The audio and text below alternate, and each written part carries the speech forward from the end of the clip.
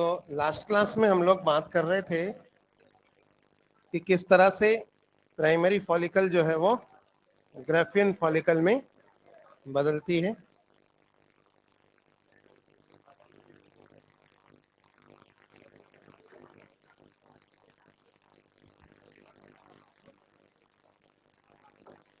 और हमने देखा था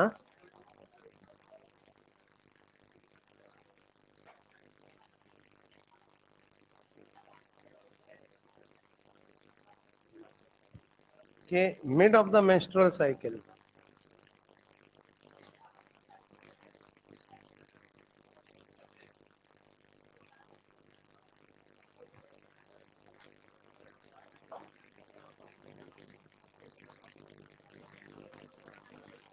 ओव्यूलेशन नाम का इवेंट होता है।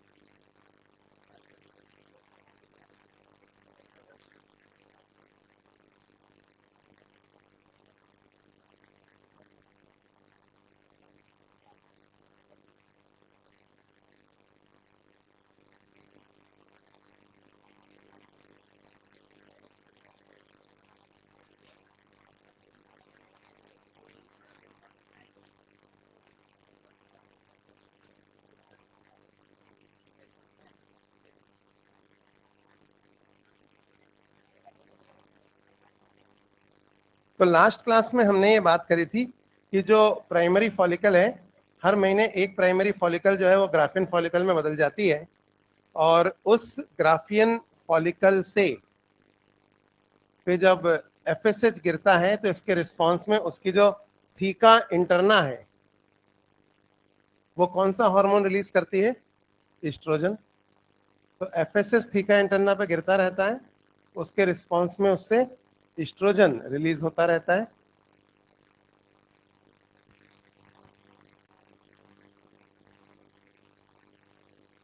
इसके बाद 14th डे जब ओव्यूलेशन हो जाता है, ग्राफियन फॉलिकल फूड के कॉर्पस ल्यूटियम में बदल जाती है। तो अब एलएच कॉर्पस ल्यूटियम के ऊपर गिर रहा है, जिसके रिस्पांस में कॉर्पस ल्यूटियम से एक नया हार्मोन प्रोजेस्टेरॉन ब्लड में रिलीज हो रहा है। हर गुजरते दिन के साथ ब्लड में प्रोजेस्टेरॉन का लेवल अब बढ़ता ही जाएगा। ठीक है, यहां तक हमने बात करी थी। और जब तक एलएच कॉर्पस ल्यूटियम पे गिरता रहेगा, उससे प्रोजेस्टेरॉन रिलीज होता, वो जिंदा रहेगी और क्या रिलीज करेगी? प्रोजेस्टेरॉन। यहां तक हमने बात कर ली थी और हमने देखा था कि जो ओव्यूलेशन है हो चुका है और जो प्राइमरी फॉलिकल है, एक प्राइमरी फॉलिकल ग्राफिन फॉलिकल में बदल चुकी है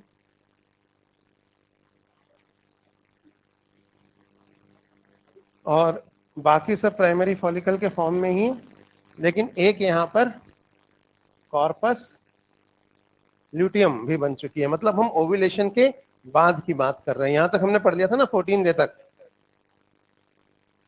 तो इसका मतलब एक ऐसी फीमेल की ओवरी को अगर टीएस काट के देखा जाए जो फर्टाइल पीरियड में चल रही है, यानी जिसमें मीनार्की शुरू हो चुकी है और अभी मेनोपॉज नहीं आया है, हर महीने उसमें मेंस्ट्रुअल साइकिल चल रही है, तो उसकी मेंस्ट्रुअल साइकिल के फर्स्ट हाफ में यानी पहले 14 दिन में अगर उसकी ओवरी का टीएस देखा जाए तो वहां हमें क्या क्या दिखाई देगा? प्राइमरी फॉलिकल और ग्राफियन फॉलिकल, दोनों। नहीं आ रही बात समझ में? दोनों दिखाई देंगे, लेकिन 14 डे के बाद उसकी ओवरी में क्या दिखाई देगा? प्राइमरी फॉलिकल और कॉर्पस ल्यूटियम। बाकी सब तो प्राइमरी फॉलिकल हैं, लेकिन एक प्राइमरी फॉलिकल जो ग्राफिन फॉलिकल में बदल गई थी वो अब फूटकर कॉर्पस ल्यूटियम में बदल चुकी है और एग जो है वो कहां पहुंच चुका है?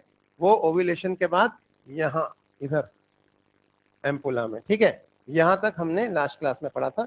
और कॉर्पस ल्यूटियम के सेंट्रल एरिया को कॉर्पस हेमरेजिकम कहते हैं, जिससे प्रोजेस्टेरॉन एब्जॉर्ब हो रहा है। यहां तक हमने बात कर ली थी ना। तो मैं ऊपर यहाँ पे इस डायग्राम में भी ऐसे बना देता हूँ। ये देखो, सारी तो प्राइमरी फॉलिकलें हैं और ये क्या दिख रहा है आपको?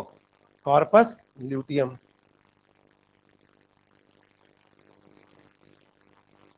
तो मैंने आपसे कहा कि पहले 14 डेज तो under the influence of FSH primary follicle graphene follicle में डेवलप होती है और ग्राफिन फॉलिकल से एस्ट्रोजन रिलीज होता है। तो हर गुजरते दिन के साथ हमारे ब्लड में कौन सा हार्मोन का लेवल बढ़ता है? एस्ट्रोजन। लेकिन 10th डे ऑनवर्ड्स एक नए हार्मोन का लेवल बढ़ने लगता है जिसे कहा जाता है एलएच। इसकी वजह से 14th डे जो घटना होती है उसे कहते हैं ओव्यूलेशन। और ओव्यूलेशन के बाद भी एलएच गिर रहा है किस पे? कॉर्पस ल्यूटियम पे, जिसकी वजह से कॉर्पस ल्यूटियम से एक नया हार्मोन ब्लड में रिलीज हो रहा है। इसका नाम है प्रोजेस्टेरॉन, प्रेगनेंसी हार्मोन। अब दो ही चीजें हो सकती हैं, या तो स्पर्म आएगा या नहीं आएगा।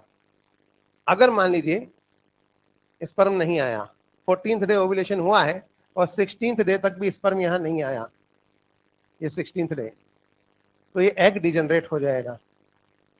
और अब स्पर्म आ भी जाए तो इस साइकिल में प्रेगनेंसी होने वाली नहीं है। साइकिल खत्म, एग डिजनरेट हो जाएगा यहीं पे, और फिर सारी तैयारियां जो करी जा रही थी वो सारी उजाड़ दी जाएंगी। लेकिन हमको oogenesis पूरा पढ़ना है, तो मान के चलते हैं कि अगर स्पर्म आया तो क्या होगा।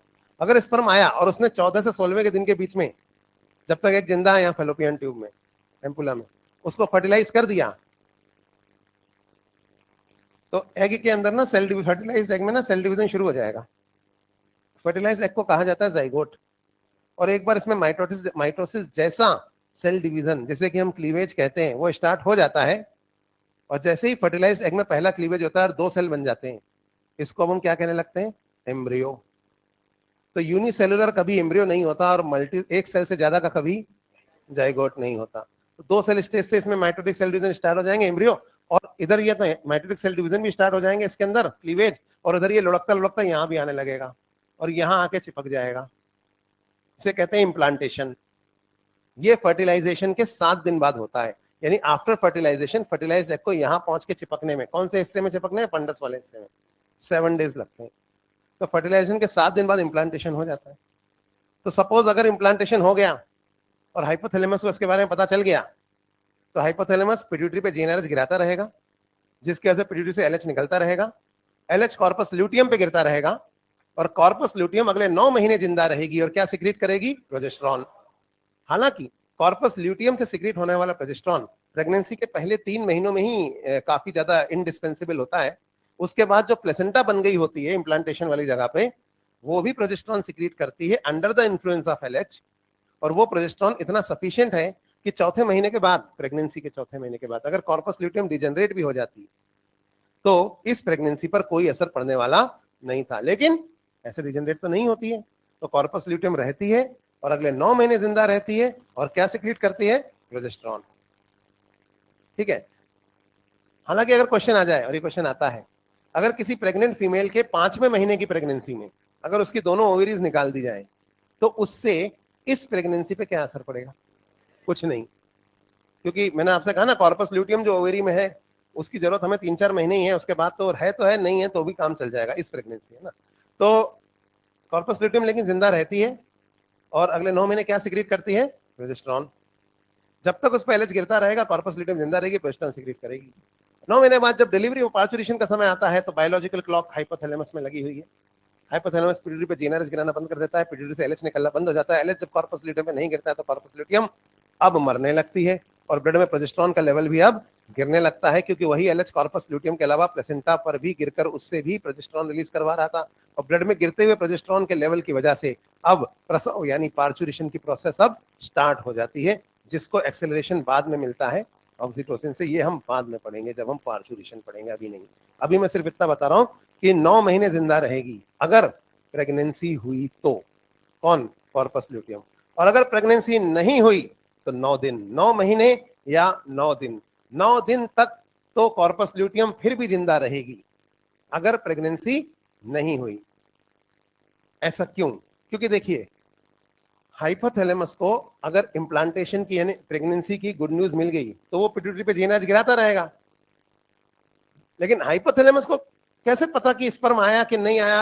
अंडा जो यहाँ पहुंचा है वो ओव्यूलेशन हुआ नहीं। देखो भाई सीधी सी बात है, अभी क्या हुआ, 14th डे ओव्यूलेशन हो गया है ना, पर हाइपोथैलेमस को थोड़ी पता है कि अंडे का क्या हुआ फेलोपियन ट्यूब में। उसने वहां पे सीसीटीवी थोड़ी लगा रखे हैं फेलोपियन ट्यूब में कि वो देख रहा है कि अंडा मर गया है कि जिंदा है ना, स्पर्म आया कि नहीं आया ये भी हाइपोथैलेमस को नहीं पता। ऐसा थोड़ी कि हाइपोथैलेमस ने कोई यहाँ पे कोई आई कार्ड पंच करने वाली मशीन लगा रखी है कि स्पर्म यहाँ से घुसेगा, अपना आई कार्ड पंच करेगा, उसकी अटेंडेंस लग जाएगी तो हाइपोथैलेमस को ऊपर पता चल जाएगा कि स्पर्म आ गया है। और नहीं आया है तो स्पर्म के पेरेंट्स के घर एसएमएस पहुंच जाएगा, आज स्पर्म नहीं आया, क्या बात, कहाँ रहे, सिटी मॉल में घूम रहा है, क्लास में नहीं आया।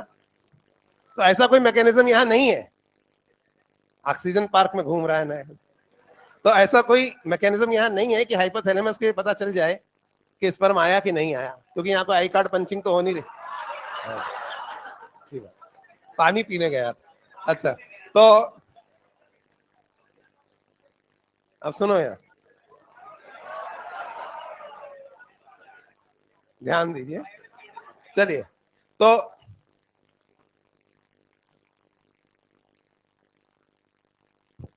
जैसा मैं बता रहा था यहाँ पे ऐसा कोई मैकेनिज्म नहीं है कि हाइपोथैलेमस को पता चल जाए कि स्पर्म आया कि नहीं आया। चिंता मत करो, कितने ही स्पर्म आ जाएं, पॉलीस्पर्मी नहीं होगी, ये हम बाद में पढ़ेंगे। वो कुछ स्पर्म तो भाग गए, आने दो। ये क्या हो रहा है ना, और कुछ स्पर्म तो भाग जाते हैं, पता नहीं कहाँ फर्टिलाइजेशन यहाँ हो रहा है, वो पता नहीं कहाँ जा रहे हैं, क्या कर रहे हैं समझ नहीं। हाँ, बैग लेके भाग जाते हैं। अच्छा तो यहाँ ध्यान दो, जो मैं चलो चलो भावनाओं को समझिए जो मैं कह रहा हूँ। हाँ तो अभी क्या है कि हाइपोथैलेमस के पास ऐसा कोई मैकेनिज्म नहीं है कि वो पता लगा ले कि स्पर्म आया कि नहीं आया और अंडा मर गया कि जिंदा है, क्योंकि यहाँ सीसीटीवी नहीं है और यहाँ पे कोई ऐसा मैकेनिज्म भी नहीं है, ठीक है। लेकिन यहाँ पे हाइपोथैलेमस ने सेंसर लगा रखा है। यहाँ कार में होता है ना, टच करो तो सायरन बजने लगता है, अगर कुछ भी यहाँ आके चिपका, यहाँ पे सेंसर लगा हुआ है, कहाँ, फंडस पे, एंडोमेट्रियम में, अगर यहाँ कुछ भी आके चिपका तो इसकी गुड न्यूज तुरंत किसको मिल जाएगी? हाइपोथैलेमस को, और उसको समझ में आ जाएगा कि इंप्लांटेशन हो गया है, प्रेगनेंसी होने वाली है, तो वो अगले 9 महीने तक पिट्यूटरी पे जीएनआरएच गिराता रहेगा। लेकिन यहाँ तो आके चिपकेगा 7 दिन बाद ना, 7 दिन बाद चिपकेगा ना, तो हाइपोथैलेमस 9 दिन इंतजार करेगा। 7 दिन तो यहाँ पहुंचने के और 2 दिन अंडे के जिंदा रहने के, क्योंकि ऐसा थोड़ी है कि अंडा 14th डे आया और 14 डे फर्टिलाइजेशन हो गया, 15 डे भी हो सकता है, 16 डे भी हो सकता है। तो 14 डे फर्टिलाइजेशन हुआ तो इंप्लांटेशन कब होगा बोलो? 21st डे नहीं होगा। 15th डे हुआ फर्टिलाइजेशन तो इंप्लांटेशन कब होगा? 22nd day. और 16th डे भी अगर फर्टिलाइजेशन हो गया तो 23rd डे इंप्लांटेशन हो सकता है। लेकिन 17th डे अंडा मर चुका होगा तो 24th डे कुछ नहीं होगा। नहीं आई बात समझ? यानी अगर कुछ होना है तो वो 23rd तक हो जाएगा। After fertilisation fertilized egg should reach here latest by 23rd, failing to which the form will not be entertained। तो यहां पर पहुंचने की लास्ट डेट क्या है सबमिशन की? 23rd। इसके बाद ऐसा नहीं है, इसके बाद क्लोज हो जाएगा इंटरफेस। आप सोचोगी बाद में 24th 25th को धीरे धीरे अंडा आए, यहाँ पे पहुंचे, लेट फीस ले लो, इम्प्लांटेशन करवा लो, वो नहीं होगा। तो इम्प्लांटेशन की लास्ट डेट 23rd ही है और उसके बाद 23rd से पहले हो गया तो हो गया, लेकिन 23rd के बाद इम्प्लांटेशन नहीं होगा। तो 9 दिन हाइपोथैलेमस पिट्यूटरी पे जीएनएच गिराता रहेगा। पिट्यूटरी से क्या निकलता रहेगा? एलएच। एलएच कॉर्पस ल्यूटियम पे गिरता रहेगा। अगले 9 दिन तक कॉर्पस ल्यूटियम ब्लड में प्रोजेस्टेरॉन का लेवल बढ़ाती रहेगी। कब तक? 23rd डे तक। 24th डे हाइपोथैलेमस को समझ में आ जाएगा कि अंडा तो 16वें दिन ही मर गया था, तो पिट्यूटरी पे जीएनएच गिराना बंद कर देगा। पिट्यूटरी से एलएच निकलना बंद हो जाएगा। एलएच कॉर्पस ल्यूटियम पे गिरना बंद हो जाएगा, तो कॉर्पस ल्यूटियम मरने लगेगी। 9 दिन बाद मरने लगेगी, लेकिन तुरंत नहीं मर जाएगी, मरने में लगाएगी 5 दिन, क्योंकि वो सूख कर सिकुड़ेगी, जिसकी वजह से वो मरने लगेगी, और मरने में लगाएगी 5 दिन। तो अगले 5 दिनों में जो कॉर्पस ल्यूटियम थी, ये सूख, इस पर एलएच गिरना बंद होगा, तो ये सूख कर सिकुड़ने लगेगी, जिसकी वजह से ब्लड में प्रोजेस्टेरॉन का लेवल 24वें से 28वें दिन असल में गिरेगा। नियारी बात समझ में? और 28वें दिन ब्लड में प्रोजेस्टेरॉन का लेवल लगभग 0 हो जाएगा, और कॉर्पस ल्यूटियम सूख के सिकुड़कर, जैसे लाइफ साइकिल ऑफ स्टार पड़ी लास्ट में व्हाइट ड्वार्फ स्टेज, तो वैसे ही सूख कर सिकुड़कर एक छोटी सी व्हाइट बॉडी में बदल के खत्म हो जाएगी। इसे कहा जाएगा कॉर्पस एल्बिकेंस। कॉर्पस मतलब बॉडी, एल्बी मतलब व्हाइट। 29वें दिन से, यानी अगली साइकिल के पहले दिन से नई साइकिल शुरू हो जाएगी। फिर हाइपोथैलेमस पिट्यूटरी पे जीएनएच गिराएगा, फिर पिट्यूटरी से क्या निकलेगा? एलएच। फिर वही प्रोसेस दोबारा शुरू होगी। तो आपको सीक्वेंस याद रखना है। सीक्वेंस क्या है बोलो? प्राइमरी फॉलिकल, एंट्रम अपीयर होने के बाद सेकेंडरी फॉलिकल, थीका बनने के बाद टर्शरी फॉलिकल, एंट्रम इनलार्ज होने के बाद टर्शरी फॉलिकल, जब पूरी तरह से थीका वीका बन जाती है तो ग्राफियन फॉलिकल, फिर ओव्यूलेशन के बाद कॉर्पस ल्यूटियम, और लास्ट में कॉर्पस एल्बिकेंस। सीक्वेंस याद हो गया? हर महीने ऐसे ही चलता है। Primary follicle, secondary follicle, tertiary follicle, Graafian follicle, corpus luteum और कॉर्पस एल्बिकेंस। ठीक है? तो कॉर्पस एल्बिकेंस अगले महीने एक और बन जाएगी। यहाँ हरी बात समझने की नहीं? हर महीने एक कॉर्पस एल्बिकेंस बनती रहेगी। यहाँ आप गिन लो, पोस्टमार्टम के दौरान एक फीमेल की ओवरीज में कितनी कॉर्पस एल्बिकेंस है, उतनी साइकिल चली होंगी। नहीं आ रहा समझ में? कितने लोगों को समझ में आया? हर महीने एक बन रही ना, व्हाइट बॉडी एक बन जाती। तो क्या है ये कॉर्पस एल्बिकेंस? ओवरी में कब्र है। कब्र किसकी कब्र है? ये कॉर्पस ल्यूटियम, है ना? हर महीने एक नई कब्र बन जाती है। लिखा हुआ है इस पे, here is resting in peace an unfortunate corpus luteum who was born as a young innocent primary follicle, and under the influence of sperm, and on the assurance of sperm, she transformed herself into a beautiful graphene follicle. She developed under the influence of acid into a beautiful graphene follicle, and then on the assurance of sperm transferred herself into a corpus luteum, and waited and waited and waited for the sperm to arrive. But the cheat sperm never arrived, and eventually the unfortunate corpus luteum died waiting for the sperm. Here rests in peace the corpus luteum. देखो तो उसके ऊपर पत्थर के ऊपर ऐसे 14 से 28, है ना? कौन सा दिन पैदा हुई थी कॉर्पस ल्यूटियम? 14वें दिन। किससे? ग्राफिन फॉलिकल से। मर गई 28वें दिन। 9 दिन बाद मरना शुरू करेगी, 5 दिन मरने में लगाएगी। यानी what is the life of corpus luteum in the case of absence of pregnancy? बोलो। हाँ, 14 डेज। और इन the case of presence of pregnancy 9 months. तो कॉर्पस ल्यूटियम जो है 14 दिन जिंदा रहेगी, उसका एक और कॉर्पस एल्बिकेंस बन जाएगी। तो हर महीने जो है एक कॉर्पस एल्बिकेंस इस तरह से बनती रहेगी। ठीक है? अच्छा, हर महीने एक खत्म हो रही है। आपको याद होगा जितने उगोनियम आने थे बर्थ से पहले आ गए थे, याद है आपको? नहीं है? उसके बाद व्हाइट फाइब्रस कनेक्टिव टिश्यू की लेयर बन गई थी, तो नए उगोनियम नहीं आ सकते।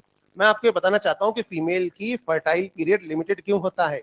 ऐसा क्यों है कि कोई फीमेल 50, 55, 60 साल के बाद कभी भी मां नहीं बन सकती? ठीक है? क्योंकि क्या होता है, नंबर ऑफ उगोनिया लिमिटेड थे ना, वही उगोनिया तो किस में बदल गए थे बोलो? ओसाइट में। और हर एक प्राइमरी ओसाइट के ऊपर एक प्राइमरी फॉलिकल बनी थी कि नहीं बनी थी?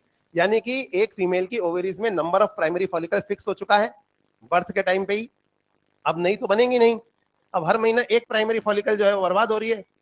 ग्राफिन फॉलिकल, कॉर्पस ल्यूटियम, और एंड में क्या बन के महीना खत्म होते होते कॉर्पस एल्बिकेंस।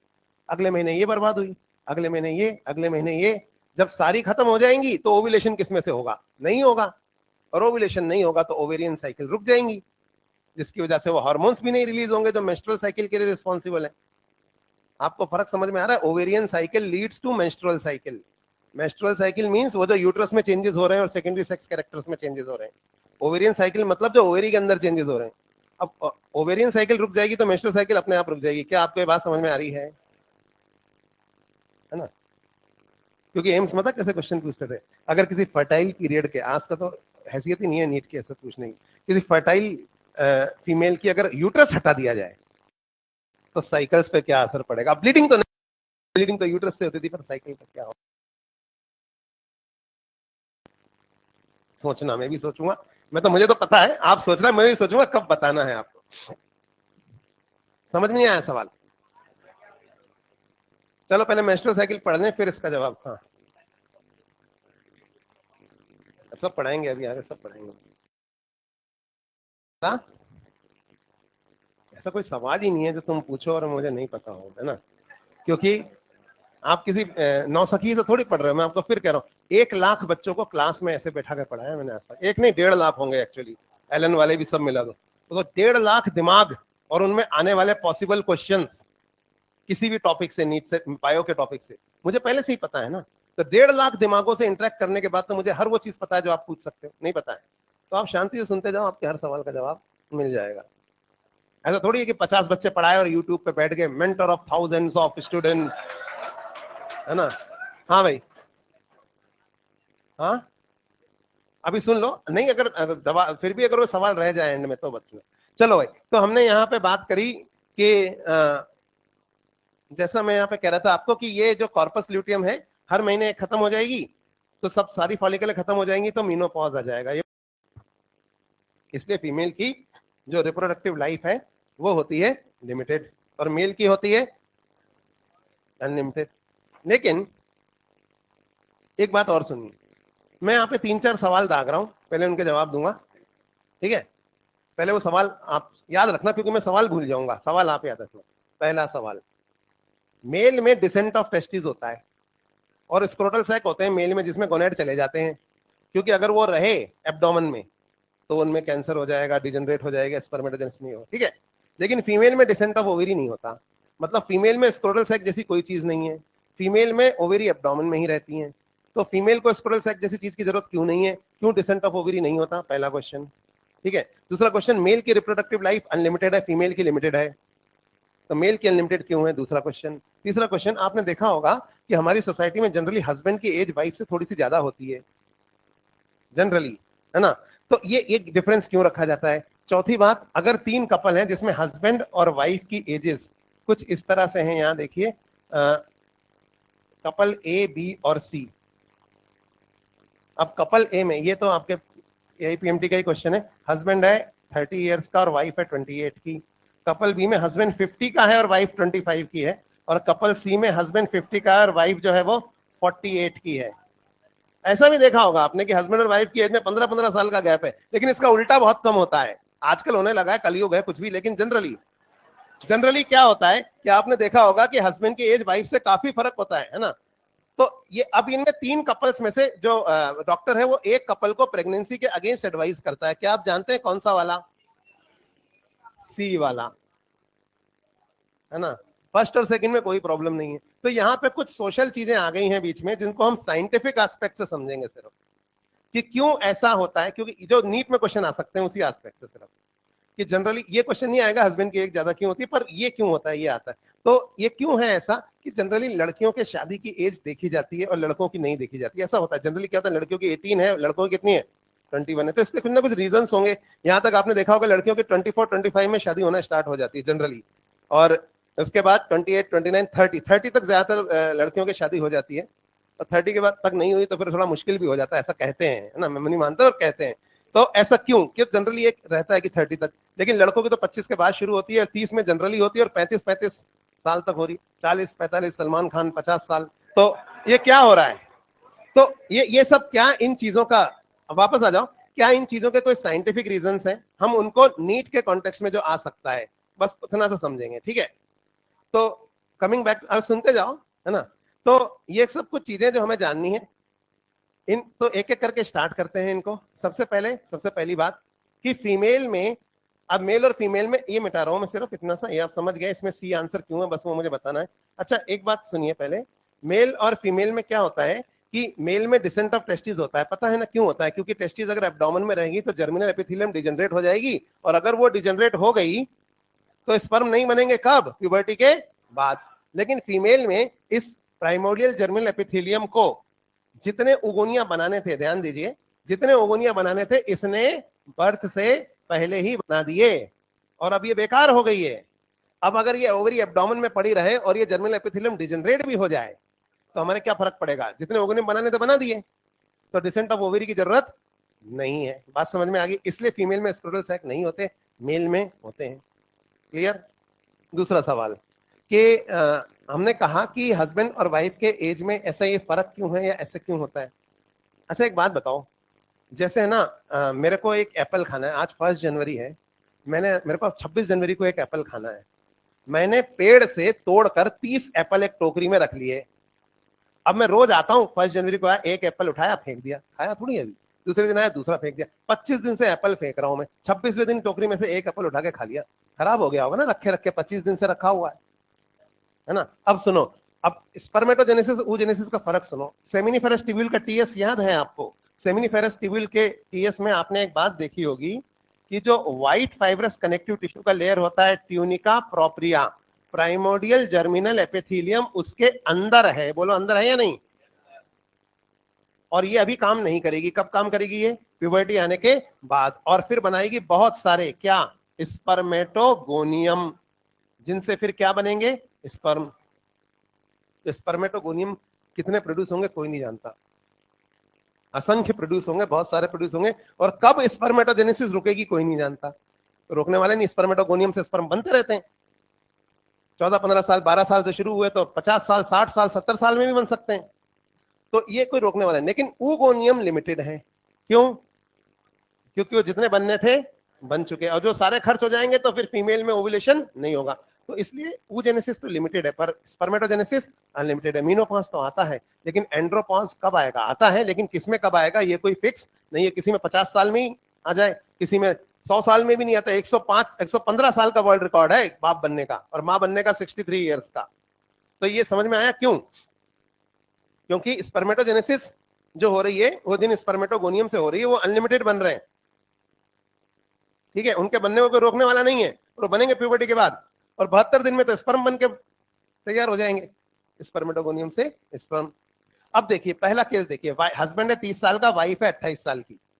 हस्बैंड का जो स्पर्म यहां पहुंचा है ना, वो 30 दिन पुराना भी नहीं है, क्योंकि स्पर्मेटोगोनियम फ्रेश स्पर्म जो है फ्रेश बने हुए स्पर्मेटोगोनियम से बन रहे हैं। लेकिन वाइफ का जो एग यहां पहुंचा ना, 28 साल की वाइफ का एग, वो दरअसल 28 साल पुराना है, क्योंकि उसके अंदर जो गैमीट है ना वो प्राइमरी oocyte की स्टेज में पैदा होने के टाइम से रखा हुआ है। दूसरे केस में हस्बैंड 50 साल का, हस्बैंड का स्पर्म 50 दिन पुराना भी नहीं है, लेकिन 25 साल पुराना एग है यहाँ। समझ में आ रही है बात? फीमेल का। तीसरे केस में हस्बैंड का स्पर्म 50 दिन पुराना भी नहीं, लेकिन वाइफ का जो ओवम है वो 48 साल पुराना है। पड़े पड़े बुढ़ा जाएंगे oocyte, क्रोमोसोमल एबेरेशंस, एजिंग के साथ म्यूटेशन, सुना जेनेटिक डिसऑर्डर्स आ जाएंगे, उनमें खराब हो जाएंगे। कब से क्योंकि oogenesis हो रहा है रखे हुए oocyte से, स्पर्मेटोजेनेसिस हो रहा है फ्रेश स्पर्मेटोगोनियम से। आपने सुना है बुढ़ापे की औलाद में अक्सर सिंड्रोम्स ज्यादा होती हैं, कहते हैं कि ओल्ड एज में जो बच्चा होता है उसमें कई बार जेनेटिक या क्रोमोसोमल डिसऑर्डर्स आते हैं, ज्यादा आते हैं फ्रीक्वेंट। कितने लोगों ने सुना है ऐसा? क्यों ज्यादा आते हैं, समझ में आया आपको? और बुढ़ापा किसका? फादर का या मदर का? मदर का, क्योंकि गैमीट किसका ओल्ड हो रहा है रखे हुए। इसलिए हमारी सोसाइटी में जनरली फीमेल्स के लिए एक एज डिसाइड कर दी है कि 25 के आसपास अगर मैरिजेस होना शुरू, 30 में पहला बच्चा हो गया, 35 में मान लो दूसरा हो गया, तो खत्म। इतनी ही फैमिली प्लानिंग रखते हैं। लेकिन अगर 45 में वो मैरिज करे और 50 में पहला बच्चा करेगा तो करेगी अगर फीमेल, तो उसका यूट्रस नहीं खराब हुआ है इतना, बट प्रॉब्लम ये है कि oocytes जो है उनके डिफेक्टिव होने के चांसेस बढ़ गए हैं। तो उसमें 4 ऑप्शन थे क्वेश्चन में। क्वेश्चन यही था कि doctor advise couple see against pregnancy. उसमें 4 ऑप्शन, पहला ऑप्शन था in this old age the gamete of the husband will be defective. Second था in this old age the uterus will not be able to support pregnancy in the case of women. Third option था oocyte would have grown older, और चौथा था spermatocyte would have grown older. तो answer है oocyte would have grown older. तो इसलिए generally क्या होता है कि फीमेल्स का एक पर्टिकुलर एज है और उनमें मेनोपॉज आने के भी रीजंस हैं।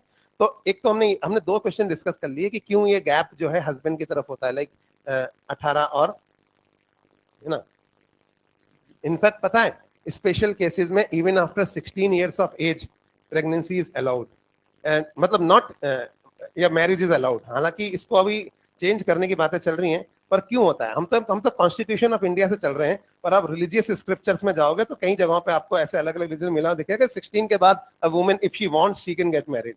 रीजन क्या है कि मेंस्ट्रुअल साइकिल तो 12 में ही शुरू हो जाती है, लेकिन 12 से 15-16 तक बॉडी इतनी मैच्योर नहीं होती कि प्रेगनेंसी को सपोर्ट कर ले। बट आफ्टर 16 हमने 18 मिनिमम इसलिए रखी है कि मेंटल कुछ एज होगी, मैच्योर हो जाएगी, कम से कम 12th पास होगा, उसके बाद शादी हो, इसलिए एक 18 ईयर्स एज इंडिया में रख दी गई है ना।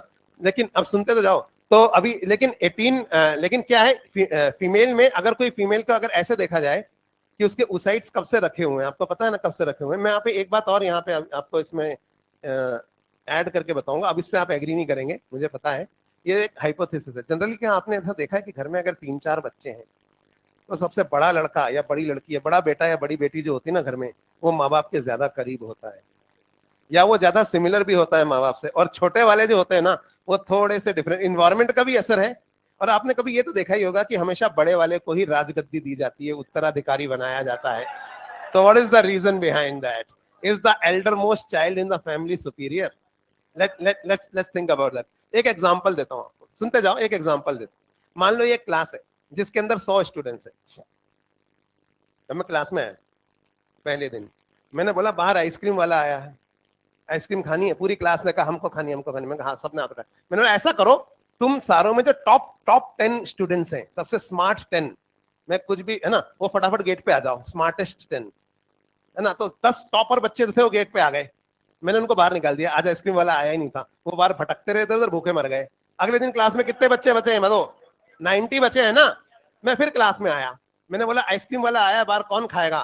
टॉपर तो गए है ना। अब जो 90 थे, मैंने कहा तुम 90 में जो अब जो टॉपर्स हैं, मतलब 91 से 80 परसेंटाइल वाले जो भी हैं, वो जरा गेट पे आ जाओ। तो जो अब जो बेस्ट 10 थे क्लास के, वो गेट पे आ गए, मैंने उन्हें बाहर निकाल दिया। आज भी कोई आइसक्रीम वाला नहीं आया, वो भूखे मर गए। 7 दिन से ऐसा कर रहा हूं मैं। 8वें दिन क्लास में बस 30 बच्चे बचे। कौन से 30? डफर वाले, है ना। अब मैं क्लास में आया, मैंने बोला आइसक्रीम वाला है, आइसक्रीम खानी? तो डफर बोले हमें खानी है। बोला तुम 30 डफरों में से थोड़े से तो कम डफर है, 10 वो गेट पे आ जाओ। आगे उनमें से 10 डफर गेट पे, उनको मैंने बाहर निकल दिया। और पता है आज वाकई आइसक्रीम वाला आया था, और उनमें से एक को आइसक्रीम भी मिल गई। कहानी खत्म हो गई। क्या आपको ऐसा नहीं लगता कि कुछ अन्याय हो गया है? जो पहले वाले बाहर निकल के, उनका कसूर क्या था? वो तो ज्यादा इंटेलिजेंट थे, वो तो सुपीरियर थे। उनका कसूर क्या था? कोई कसूर नहीं था। आइसक्रीम वाला नहीं आया, उसे पहले आना चाहिए था। नहीं आई बात समझ में? वो देर से आया। नहीं आ रही बात समझ में? उनका कोई कसूर नहीं था। अब किसी कंट्री के किसी कोर्ट में एक फीमेल ने केस कर दिया, is it not my fundamental right to produce the best possible progeny I can produce? बिल्कुल, my body at the age of 17 is मतलब after capable enough to give rise to new soul in the world. जो भी उसने लिखा था मुझे exactly याद भी नहीं। आप मुझे कैसे रोक सकते हैं ये करने से? मेरा फंडामेंटल राइट है, भैया मत बना, है ना। तो ये बातें जो है ना, यहीं रख रहे ज्यादा अच्छा है ना। तो अब आप बताओ, 18 साल की उम्र में टॉपर जो ओव्यूलेशन हुआ है, वो तो उस साइड सुपीरियर होगा, तभी तो पहले आया हो। नहीं यारी बात समझ में? क्यों पहले मैच्योर हुआ होगा? जब सारे एक साथ बने थे तो स्मार्टर था, वो बाहर कूद गया, बाहर कुछ था ही नहीं, खत्म हो गया वो। समझ में आई बात? अब बड़ा भाई, कहीं ना कहीं आपको समझ में आ रहा है बड़ा भाई कौन है? जो पहले मैच्योर हुआ, या बड़ी बहन, घर में बड़ा बच्चा स्मार्टर होगा, वो गैमीट। मदर ही तो एक्चुअली, फादर के गैमीट तो सब सेम ही है, मदर के गैमीट। नहीं आ रही बात समझ में? तो स्मार्टर होगा, वो पहले आ गया, स्पर्म नहीं आया, रिजनरेट हो गया।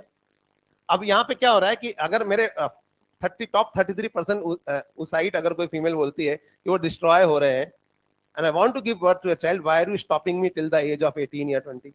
Why?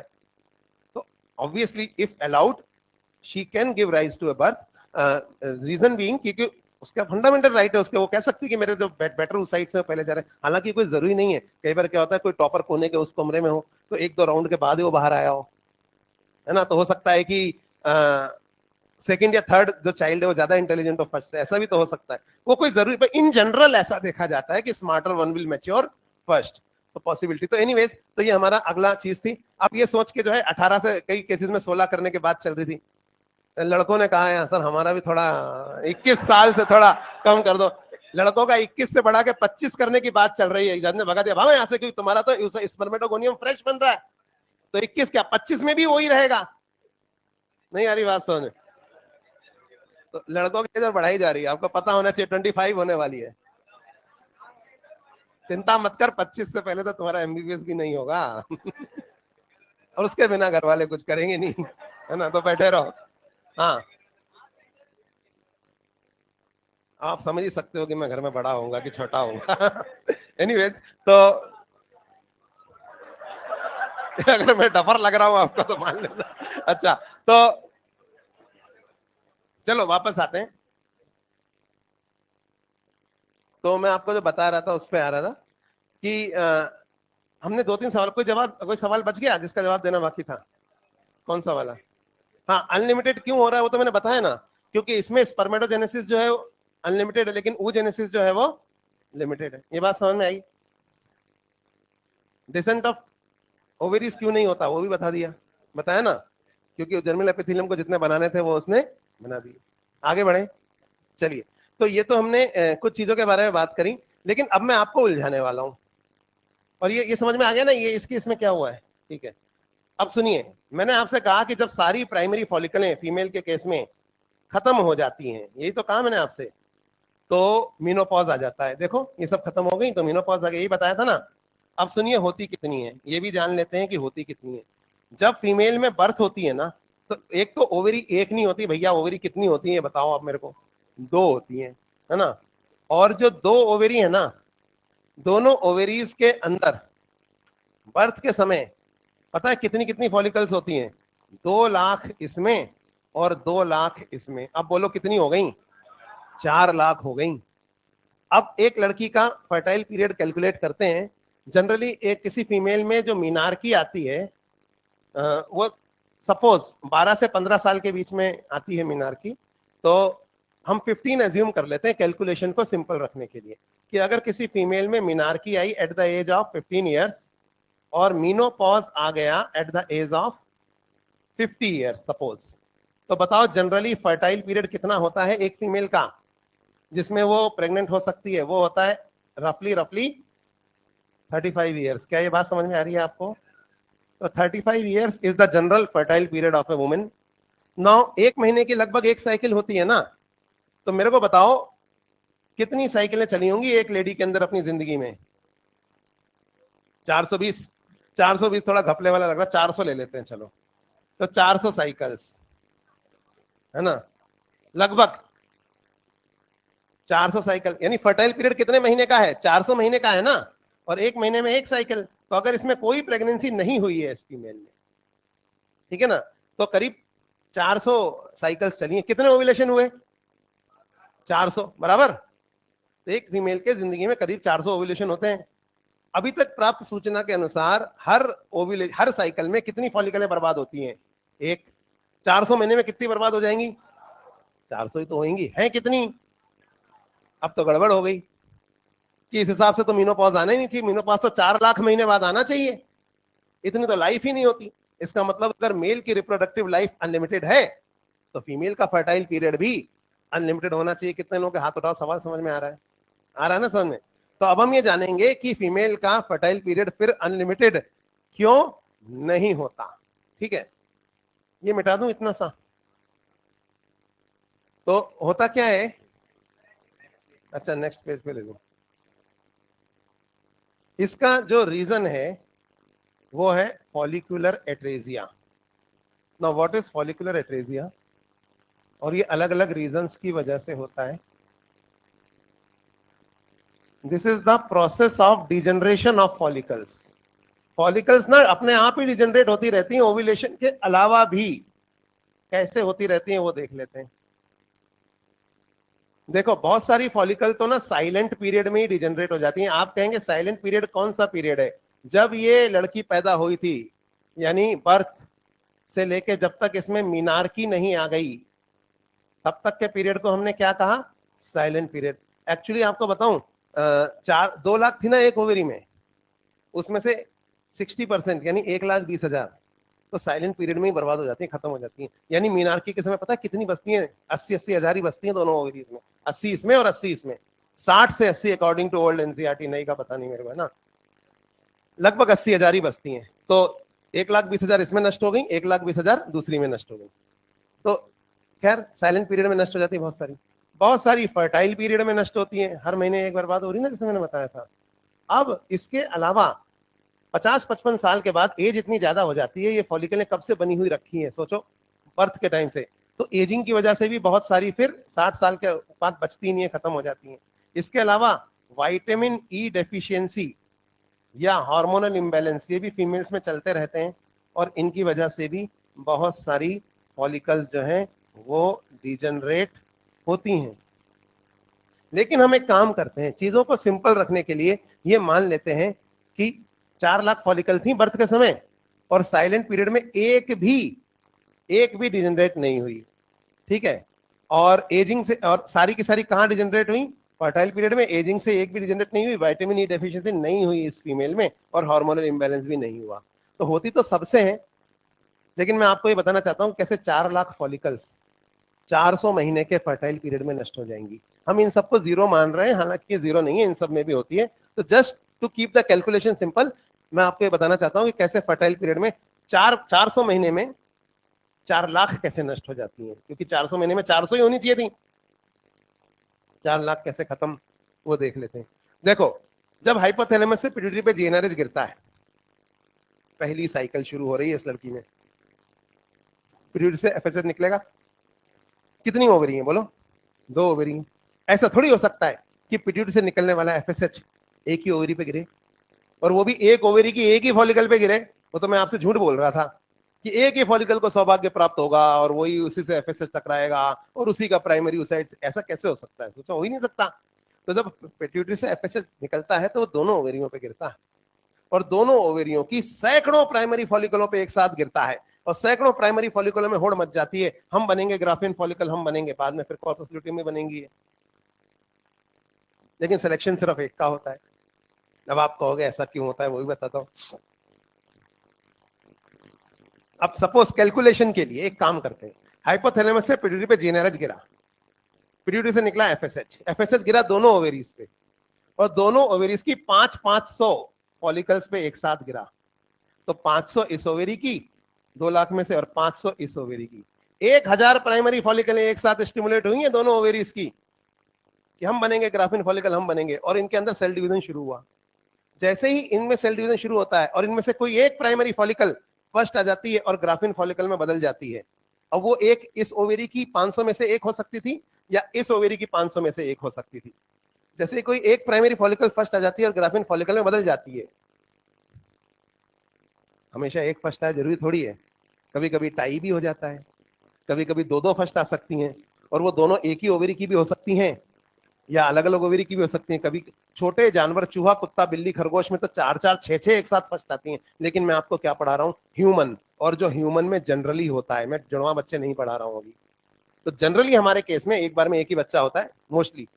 क्यों होता है, क्योंकि क्या होता है, अब पता है, अल्टरनेट ओवेरी की फर्स्ट आती है हमेशा। आप कहोगे क्यों, क्योंकि एक बार इस ओवेरी की फर्स्ट आ जाती है ना, तो ये ओवेरी थोड़ी डैमेज हो जाती है, तो अगली साइकिल में दोनों ओवेरियों की फॉलिकल जब दौड़ लगाती है ना, तो इस वाली की कोई जीत जाती है, क्योंकि ये लेस डैमेज्ड है। यारी बात समझ में, फिर इसमें से ओव्यूलेशन हो जाता है तो ये थोड़ी डैमेज हो जाती है, तो पॉसिबिलिटी ये होती है कि अगली बार इसमें इन 500 में से कोई एक फर्स्ट आएगी। क्या आपको ये बात समझ में आ रही है? तो इसलिए जनरली अल्टरनेट ओवरी से ओव्यूलेशन होता है, पर ऐसा कोई रूल नहीं है। एक फीमेल की एक ओवरी निकाल दो आप, फर्टाइल फीमेल की, हर महीने इसी से होगा। नहीं आई बात समझ? ऐसे क्वेश्चन आएंगे कि अगर एक ओवरी हटा दी जाए तो क्या साइकिल लंबी हो जाए? कुछ नहीं होगा, जैसा है वैसा ही रहेगा। समझ गए बात को? तो ये अल्टरनेट मेनोपॉज पे भी कोई फर्क नहीं पड़ेगा, वो भी जब आना है तभी आएगा। अब सुनो, अल्टरनेट ओवरी से होता है ओव्यूलेशन, समझ में आया क्यों? एक बार एक ओवरी की फर्स्ट आ जाती है तो वो ओवरी थोड़ी डैमेज हुई है ओव्यूलेशन के बाद, तो अगली बार दूसरी से फर्स्ट आएगी, फिर इसमें से आ गई तो फिर इसमें से आएगी। तो सपोज ऐसा करते हैं, 1000 फॉलिकलों ने दौड़ लगाई डे 1 पे, एफएसएच के इन्फ्लुएंस में स्टिमुलेट हुई प्राइमरी फॉलिकल ग्राफिन फॉलिकल बनने के लिए, और बोलेंगे हम बनेंगे ग्राफिन फॉलिकल, हम बनेंगे। मान लो इस ओवरी की कोई एक फर्स्ट आ गई, जैसे ही एक ओवेरी की कोई एक फर्स्ट आ जाती है, वैसे ही दोनों ओवेरियों में अनाउंसमेंट हो जाती है। इस महीने की जो प्राइमरी फॉलिकल ग्राफिन फॉलिकल बनने के लिए चुनी जानी थी, उसका सिलेक्शन हो चुका है, अब आप सब जा सकते हैं। और कितनी बेवकूफ बनी बताओ, इस ओवेरी की 499 और इस ओवेरी की पूरी 500, ये 999 जो प्राइमरी फॉलिकल है, तो बेवकूफ बन गई ना, सिलेक्शन तो एक का हो गया, वो बन गई ग्राफिन फॉलिकल। अब आप कहोगे कि एक ही क्यों फर्स्ट आती है, मैं आपको समझाता हूं। ऐसा कैसे हो सकता है कि एक फर्स्ट आगे पीछे रहेगी? सुनना, जैसे एक ट्रैक है, इस ट्रैक पे 10 रोबोट खड़े हैं, बिजली से चलते हैं। किससे चलते हैं? बिजली से। 10 रोबोट, वहां पे एक स्विच है, उस स्विच को दबाने से बिजली हो जाती है बंद। मैंने इन रोबोट्स को बोला दौड़ लगाओ और वहां तक पहुंचो और स्विच दबा दो। 4 रोबोट थे, चारों दौड़े। जो सबसे पहले यहां पहुंच गया उसने यहां पहुंच के स्विच दबा दिया। अब ये तो मंजिल पे पहुंच गया, बाकी तीनों बीच में अटक गए क्योंकि बिजली हो गई बंद। नहीं आई बात समझ? तो जैसे जैसे प्राइमरी फॉलिकल दौड़ लगाती है और ग्राफिन फॉलिकल बनने की कोशिश करती हैं, उनके ऊपर थीका एंटेना जमने लगती है, तो उससे क्या क्या क्या निकलता है? एस्ट्रोजन। एस्ट्रोजन का लेवल ब्लड में बढ़ने लगता है और ये बढ़ता हुआ एस्ट्रोजन का लेवल निगेटिव फीडबैक देके बाकी प्राइमरी फॉलिकल को ग्राफिन फॉलिकल बनने से रोक देता है, जैसे ही एक बन जाती है और ये सब बीच में ही अटक जाती है। समझे बात को? अब 999 प्राइमरी फॉलिकल ग्राफिन फॉलिकल बनने के चक्कर में निकली थी। अब ये ना घर की रही ना घाट की रही, क्योंकि ये प्राइमरी फॉलिकल से ज्यादा है लेकिन सेकेंडरी ग्राफिन फॉलिकल से कम है इनमें, और इनके अंदर जो है वो प्राइमरी oocyte से ज्यादा है पर सेकेंडरी oocyte से कम है। अब जो सेल डिवीजन बीच में रुक जाता है ना, उल्टा तो चल नहीं सकता, तो ऐसे सेल फिर डिजेनरेट ही होते हैं, इनका कुछ नहीं हो सकता। तो क्योंकि ये 900 ये वापस प्राइमरी फॉलिकल बन नहीं सकती, अब ये ग्राफिन फॉलिकल इनको बनने नहीं दिया जा रहा है।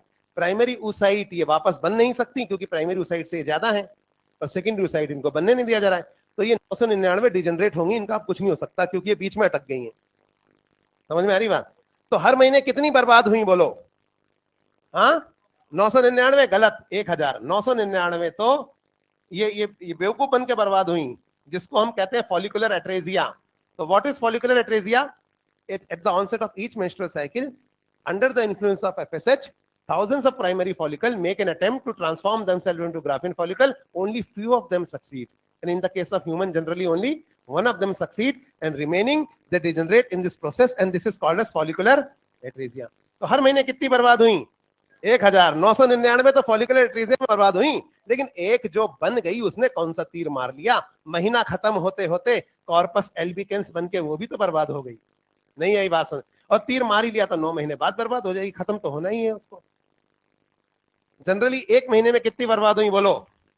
अब अगर 1 महीने में 1000 बर्बाद हो रही हैं तो 400 महीने में कितनी हो जाएंगी? 4 लाख। खत्म, आ गया मीनोपॉज। नहीं आई बात समझ? तो इसलिए 400 महीने में मीनोपॉज आ जाता है। ऐसा हो ही नहीं सकता कि एफएसएच एक ही फॉलिकल को स्टिमुलेट करे। तो 400 महीने में 4 लाख खत्म। और इनफैक्ट सारी 4 लाख यही खत्म नहीं होती, 60% तो यही खत्म हो जाती है। और इसमें भी कोई बच गई, अगर कोई फीमेल बहुत ज्यादा अगर तेज बनने की कोशिश करे, मैं तो ओसी पिल लेके ओव्यूलेशन ही नहीं होने दूं ताकि मैं 70 साल में तो इसके बाद एजिंग से खत्म हो जाए। नहीं आ रही बात समझ? और विटामिन डेफिशिएंसी भी नहीं होने तो फिर भी एजिंग से, तो मतलब जनरली मीनोपॉज आ ही जाता है। यहां तक बात समझ में आई? तो व्हाट इज फॉलिकुलर एट्रेजिया बता दिया मैंने। इसलिए फॉलिकल्स जो है वो डिजेनरेट हो जाती है। अब सुनो, जो डिजेनरेट हो जाती है ना फॉलिकल्स, फॉलिकुलर एट्रेजिया में हर महीने कितनी? 999। उनके जो सेल्स है ना वो यहां जमा होते रहते हैं। ये सब हो कहां रहा है बताओ? ओवरी के इंटरस्टिशियल स्पेस में हो रहा है। तो उनके सेल्स यहां जमा होने लगते हैं। इन सेल्स को भाई हम कहते हैं इंटरस्टिशियल सेल्स, क्योंकि ये कहां पाए जा रहे हैं बताओ? ओवरी के इंटरस्टिशियल स्पेस में। तो बताओ, जब किसी फीमेल के अंदर अगर मीनार्की नहीं आई है अभी, तो क्या उसकी ओवरी में इंटरस्टिशियल सेल होंगे? नहीं होंगे, बहुत कम होंगे। फॉलिकुलर एट्रेजिया में डिजेनरेट होते हैं। इधर से निकल जा भाई। हाँ ठीक है। तो बात समझ में आई नहीं आई? नहीं होंगे। अब मेंस्ट्रुअल साइकिल हर महीने शुरू हो रही है और हर महीने इंटरस्टिशियल सेल बढ़ रहे हैं। नहीं है बात समझ? एक लड़की में जनवरी में मीनार्की आई तो उसकी ओवरी में फरवरी में ज्यादा इंटरस्टिशियल सेल होंगे कि मार्च में? मार्च में या अप्रैल में? नहीं आ रही बात समझ में? क्योंकि हर महीने फॉलिकुलर एट्रेजिया होता है, हजारों फॉलिकल्स मरती हैं और उनके अवशेष यहाँ जमा होने लगते हैं, जिन्हें कहा जाता है इंटरस्टिशियल सेल। तो बताओ, एक 15 ईयर ओल्ड लड़की के ओवरी में ज्यादा इंटरस्टिशियल सेल होंगे कि 25? 25 या 35? 35 या 45? तो फीमेल की ओवरी में interstitial cell increase with increase in the age. हर महीने इनकी संख्या बढ़ रही है। ये आपस में बात कर रहे हैं, पिछले महीने कम थे, अगले महीने अरे और आ गए, और आ गए, बेंच खत्म हो, स्टूल लगा के बैठ रहे हैं। इनकी संख्या बढ़ती ही जा रही है हर महीने। ये आपस में बात कर रहे हैं। हम कौन हैं? हमारा वजूद क्या है, हम कहां से आए और क्यों आए यहां। तो इनको पता चला कि हम उन प्राइमरी फॉलिकलों के वंशज हैं जिन्हें एफएसएस ने बहकाया। ग्राफिन फॉलिकल बनाएंगे, ग्राफिन फॉलिकल बनाएंगे, बनाया बनाया कुछ नहीं, फॉलिकुलर ट्रेजे में बर्बाद कर दिया। कोई एक बन गई, बाकी सब बर्बाद हो गई। समझ में आ रही बात, नहीं आ रही? तो इनके अंदर गुस्सा है, आक्रोश है, क्योंकि इनके पूर्वजों का बड़ा अपमान हुआ। हुआ कि नहीं हुआ? उनको तो बनाया नहीं, किसी और को बना दिया, तो ये डिजनरेट हो गई। तो कह रहे हम उन प्राइमरी फॉलिकुलर के वंशज हैं जिन्हें एफएसएच ने बहकाया कि ग्राफिन फॉलिकल बनाएंगे, बनाया बनाया कुछ नहीं, फॉलिकुलर ट्रेजे में बर्बाद कर दिया। तो इनके अंदर गुस्सा है कि आखिर क्यों ऐसा होता है कि हर मेस्ट्रुअल साइकिल के शुरुआत में एफएसएच के बहकावे में सैकड़ों प्राइमरी फॉलिकलें निकल पड़ती हैं, हम बनेंगे ग्राफिन फॉलिकल, हम बनेंगे एफएसएच के बहकावे में, और बनती बनती कुछ नहीं है, एफएसएच बहका रहा है। इमोशंस, इमोशन से क्या होगा? कुछ नहीं होगा। तो बेवकूफ बन के यहाँ पे बर्बाद हो रही है, और हर महीने ये हो रहा है। तो इनके अंदर गुस्सा है। तो अभी क्या हो रहा है, they are talking to themselves कि क्यों हर महीने एफएसएच के बहकावे में आके सैकड़ों प्राइमरी फॉलिकल, ग्राफिन फॉलिकल बने निकलती हैं और एट्रेजिया में बर्बाद हो जाती हैं, और हमारे जैसे लावारिसों को यहाँ छोड़ जाती हैं। और अगले महीने फिर सैकड़ों प्राइमरी फॉलिकल निकलती हैं, हम बनेंगे ग्राफिन फॉलिकल, हम बनेंगे, और फिर आकर यहाँ पे फॉलिकुलर एट्रेजिया में डिजनरेट हो जाती है, और हमारे जैसे और थोड़े लावारिसों को यहाँ छोड़ जाती है। तो ये लावारिस यहाँ बढ़ते चले जा रहे हैं। इनके अंदर आक्रोश है, गुस्सा है, इस सिस्टम से खुश नहीं है, नहीं है ना? तो ये आतंकवादी बनेंगे। इनके साथ तो बुरा हुआ ना, इनके पूर्वजों के साथ। तो ये करेंगे। आखिर क्यों ऐसा होता है? जो वो बन जाती है वो क्या करती है, पता लगाओ। तो पता चला जो बन जाती है ना ग्राफिन फॉलिकल, वो पहले एस्ट्रोजन और बाद में प्रोजेस्टेरोन सिक्रीट करती है। बोला अच्छा, तो ये सब जो है फीमेल हार्मोन सिक्रीट करने के लिए होता है। हम इस सिस्टम से खुश नहीं है, हम इसे खराब कर देंगे, हम उल्टे काम करेंगे, हम मेल हार्मोन रिलीज करेंगे, एंड्रोजन्स। इसको मैं टेस्टोस्टेरोन नहीं बोलूंगा, क्योंकि ये टेस्टिस का है फीमेल में, लेकिन है वही क्या, एंड्रोजन। और काम भी इसका वही है जो एंड्रोजन का होता है। Aggressive nature, strong physical buildup, attraction towards opposite gender, strong physical buildup के अलावा और ये सारे जो चीजें बताई थी ना मैंने आपको, दाढ़ी मुछाना, आवाज भारी हो, सबके लिए कौन रिस्पॉन्सिबल है? एंड्रोजन। इंटरस्टिशियल उल्टे काम करते हैं, क्योंकि आतंकवादी हैं ये एंड्रोजन। अब बताओ, एक 15 साल की लड़की में ज्यादा एंड्रोजन है या 25 या 35 या 45? तो फीमेल के अंदर एंड्रोजन एज के साथ इंक्रीज होता है, ठीक है? एंड्रोजन से आने वाले इफेक्ट्स भी इंक्रीज होते हैं। एक 17-18 ईयर ओल्ड फीमेल है, उसका फेस पूरा क्लीन है, लेकिन जब वो 40-45 की हो जाएगी तो चेहरे पे बाल ज्यादा आने लगेंगे। नहीं आ रही बात समझ में? क्योंकि एंड्रोजन बढ़ गया है ना। आवाज में चेंज आ जाता है ड्यू टू एंड्रोजन। एक 18 ईयर ओल्ड लड़की की आवाज अलग है और एक 50 ईयर ओल्ड लेडी की आवाज अलग है। आपने फोन किया, हेलो, अरे आंटी है, रख दो, तुरंत पता चल गया। कैसे पता चला? आवाज से फर्क पता लग जाता है कि किसने फोन उठाया। एंड्रोजन का फर्क है ना, 18 ईयर और 45 ईयर में फर्क है ही। तो सारे चीजें, अच्छा मेल में उल्टा होता है। मेल में क्या होता है, फीमेल में एंड्रोजन एज के साथ बढ़ रहा है, मेल में एंड्रोजन एज के साथ गिरता है। 12-13 साल की उम्र में टेस्टोस्टेरोन रिलीज होना शुरू होता है, 15 साल की उम्र में वो अपने पीक पे पहुंच जाता है। 15 से 25 साल तक टेस्टोस्टेरोन एक तो पहली बार आया बॉडी में और ऊपर से पीक पे आया, तो 15 से 25 साल तक टेस्टोस्टेरोन मेल में अपनी पीक पे रहता है। तो हर चीज अपने पीक पे होती है। सबसे स्ट्रॉन्ग फिजिकल बिल्डअप कब होता है? 15 से 25 साल में। दाढ़ी मूंछ आना, आवाज भारी होना, ये सब चेंजेस कब आ रहे हैं? 15 से 25 साल में। Excessive attraction towards opposite gender कब हो रहा है? 15 से 25 साल में। साइकिल पे जा रहे हैं, कोई कार में जाता दिखे तो साइकिल दौड़ा रहे हैं पीछे पीछे, और इंटरनेट पे बैठे टाइम वेस्ट कर रहे हैं, अंधाधुंध फ्रेंड रिक्वेस्ट भेज रहे हैं, सबको कोई फ्रेंड बन जाए कहीं, है ना? और बन भी गए। तलवंडी चौराहे पे बुला लिया, पता चला लड़का था बगल वाले रूम का बेवकूफ बना रहा था, और आधे घंटे बाद खुद पहुंच जाएगा। तो और क्या, यहाँ क्या कर रहा है? नहीं, मैं तो ऐसे ही आया था, तो अभी ने बुलाया था तुझे। एनीवेज, तो ये जो हो रहा है ना, ये डेस्पो जो हो रहे हैं, अरे फ्रेंड बन जाए कोई, है ना, ये क्यों हो रहा है? ये टेस्टोस्टेरोन की एक्सेस की वजह से हो रहा है। समझ में आ रही है बात?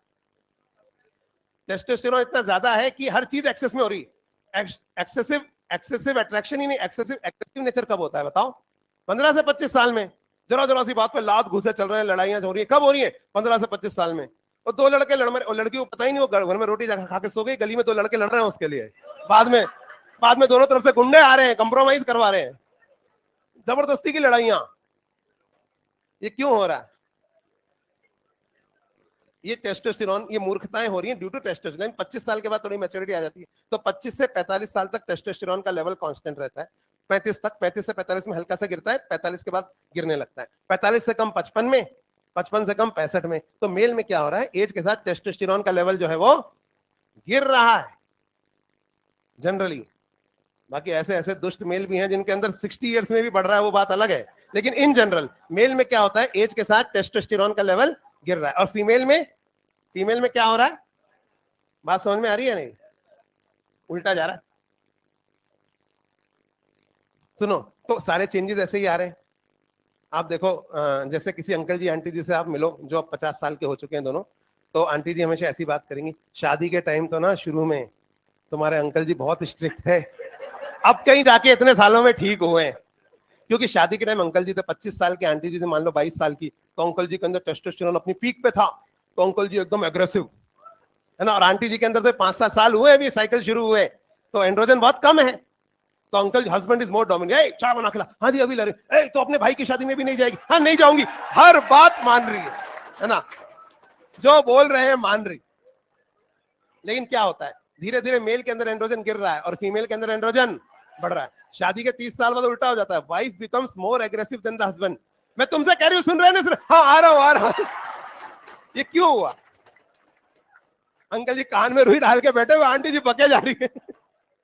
तो ये क्यों हो रहा है? क्योंकि एंड्रोजन उल्टे चल रहे हैं ना। अच्छा, स्ट्रॉन्ग फिजिकल बिल्डअप के लिए कौन रिस्पॉन्सिबल है? एंड्रोजन, है ना। अब शादी के टाइम की फोटो देखो, अंकल जी 25 के हैं, आंटी जी 20-22 की हैं, तो अंकल जी के अंदर टेस्टोस्टेरोन अपनी पीक पे है ना, तो अंकल जी ऐसे हट्टे कट्टे यूं टाई लगा के यूं खड़े, बगल में आंटी जी एकदम स्लिम सी खड़ी है। अब शादी के हर 10 साल बाद की फोटो देखना, आंटी जी के अंदर एंड्रोजन बढ़ रहा है, आंटी जी ऐसे हो रही, हर 10 साल बाद की फोटो। और अंकल जी बेचारे सूख के ऐसे रहे, सर के बाल भी उड़ गए। तो शादी के 20-30 साल बाद उल्टा हो जाता है, आंटी जी ऐसी हो रही, अंकल जी सूखे, क्यों? एंड्रोजन उल्टे जा रहे हैं ना। अब बूढ़ी सास आती है, आकर बोलती है, शादी होके आई थी दुबली पतली, खा खा के बेटे को मेरे खाने को नहीं दिया, वो सूख गया, और खुद देखो कैसी हो गई, है ना। तो ये क्यों हो रहा है, आपको समझ में आ रहा है? This is due to the effects of androgen. तो हमने यहाँ पे देखा कि कैसे एंड्रोजन का इफेक्ट हमारी मेंस्ट्रुअल साइकिल और हमारे बिहेवियर को भी इन्फ्लुएंस करता है। Now we will talk about the menstrual cycle, right. ये इसमें से कुछ लिखना है। एक मैंने आपको फॉलिकुलर एट्रेसिया वाले सवाल का जवाब भी दे दिया, है ना। हो गया, कोई डाउट? हाँ,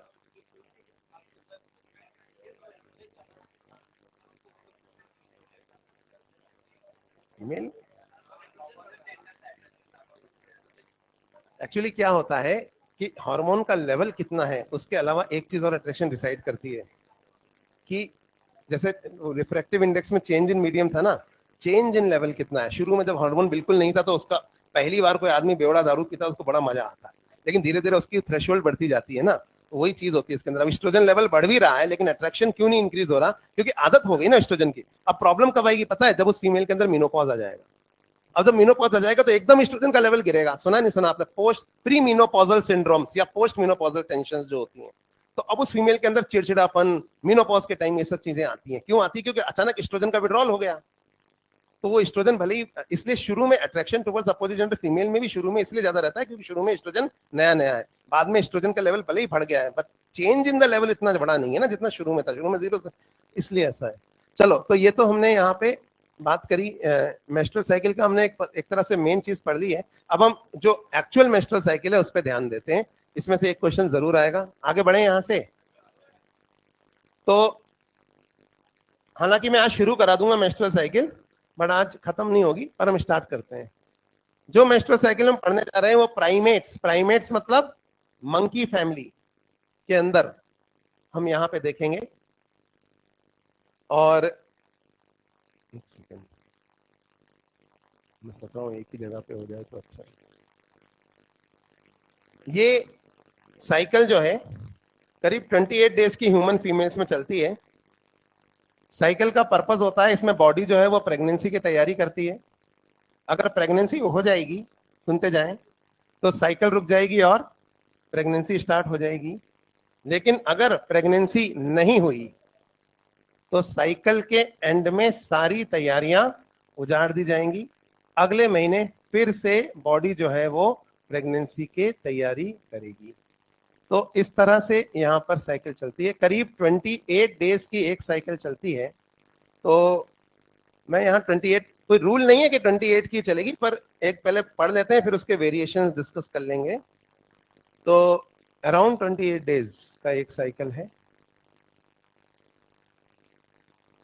मैं एक बार यहाँ पे बना देता हूँ।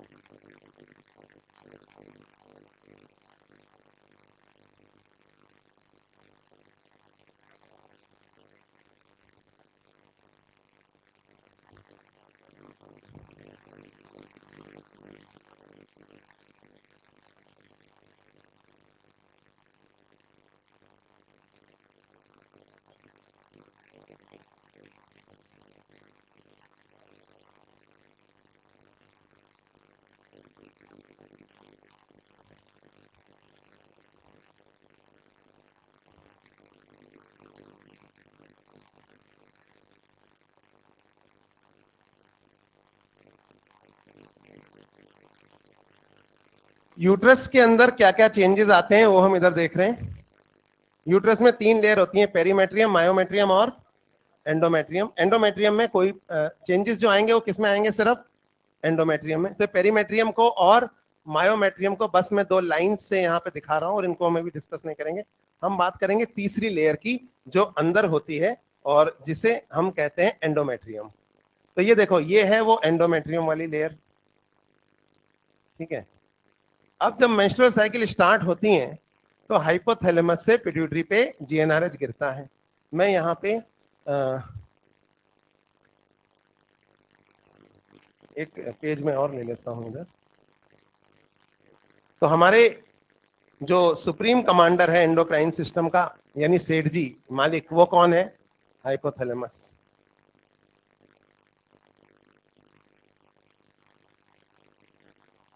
और इनका मैनेजर यानी कि मुनीम, वो कौन है?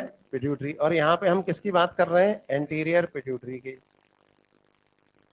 सेठ जी यानी हाइपोथैलेमस मैनेजर को तनख्वाह देते हैं। ये तनख्वाह क्या है? जीएनआरएच। इसी के रिस्पॉन्स में पिट्यूटरी काम करता है। और कर्मचारी हैं हार्मोन्स, और जिनको वो मैनेज करता है। हम यहाँ पे कौन से एंडोक्राइन ग्लैंड के बारे में पढ़ने जा रहे हैं? ओवेरी के बारे में। तो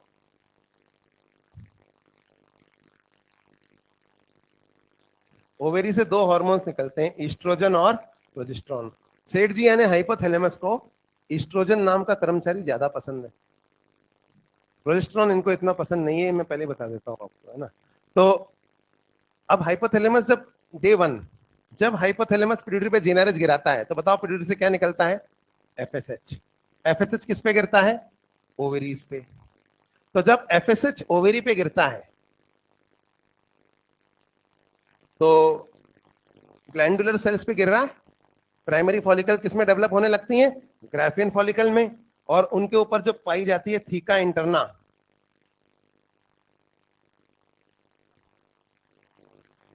उस थीका इंटरना से एफएसएच के रिस्पॉन्स में कौन सा हार्मोन निकलता है? बोलो। ईस्ट्रोजन। जैसे ही ईस्ट्रोजन हार्मोन ब्लड में आता है, ये सबसे पहले जाकर हाइपोथैलेमस यानी सेठ जी को खुश करता है, उन्हें पॉजिटिव फीडबैक देता है।